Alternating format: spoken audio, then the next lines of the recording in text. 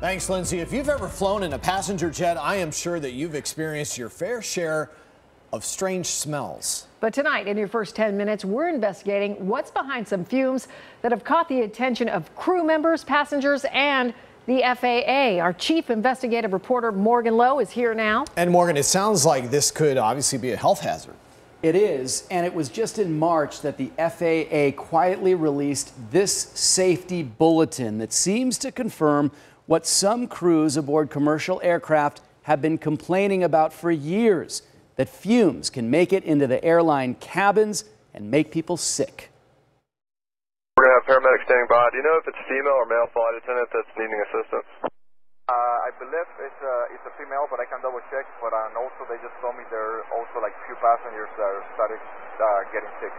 That was July 27th and one of the most recent fume events that took place on a commercial airliner, something that flight attendants say happens all too often. Public safety in danger, at 37,000 feet.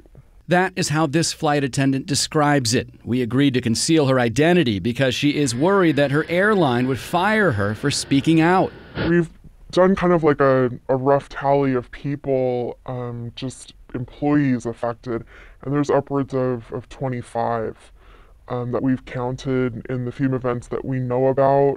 A fume event is described as taking place when smoke or fumes from engine oil makes its way into the airplane cabin. So there have been occasions when pilots have basically lost what we call useful consciousness. In other words, they're good for nothing. Mike Danko is an aviation attorney and a pilot himself. He says the airline industry has known about this problem for decades, but it's only recently that the FAA has acknowledged how widespread it is. It's difficult to tell how often they happen, but it seems to be most studies suggest that we get about 5 fume events per day in the U.S. People who suffer from them complain about lasting effects. So the symptoms in the lungs, shortness of breath, cough, chest tightness, or wheezing. Dr. Robert Harrison says he's seen more than 100 patients over 20 years, mostly flight attendants and pilots. Well, the flight attendant will usually tell me that there's a chemical odor. Sometimes it's described as a dirty sock odor. Over the past several months, employees of Alaska Airlines have complained about fume events in the company's newly acquired Virgin America fleet. Alaska Airlines issued a statement that reads in part, "Our maintenance and engineering team have found the overwhelming majority of the smells have nothing to do with the aircraft." But that's not what this flight attendant told us. I think they have an obligation to resolve the issue, and they're just seemingly not.